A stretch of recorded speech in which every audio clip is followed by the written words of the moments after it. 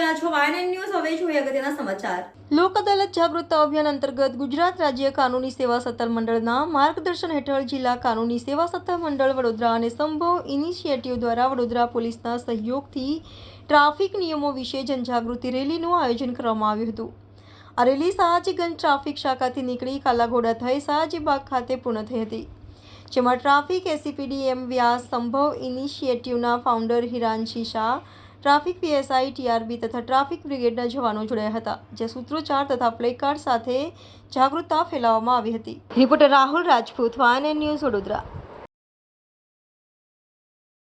દ્વારા વડોદરા પોલીસના સહયોગથી લોક અદાલત માટે જનજાગૃતિ અભિયાન શરૂ કરવામાં આવ્યું છે, જે અભિયાન 7 સુધી ચાલશે અને જેમાં અલગ અલગ વિસ્તારમાં, અલગ અલગ મોલમાં, પબ્લિક લોકેશન્સ, ગવર્મેન્ટ ઓફિસ અને અલગ અલગ ડિસ્ટ્રિક્ટ કોર્ટમાં જઈને આના પ્રત્યે લોકોનામાં જાગૃતિ ફેલાવવામાં આવશે કે લોક અદાલત દ્વારા એ લોકો ટ્રાફિક ચલનના એમના પેન્ડિંગ ઈ ચલનનો નિવેડો લાવે. હિરાંશી Shah. Subscribe now and press the bell icon. Never miss an update.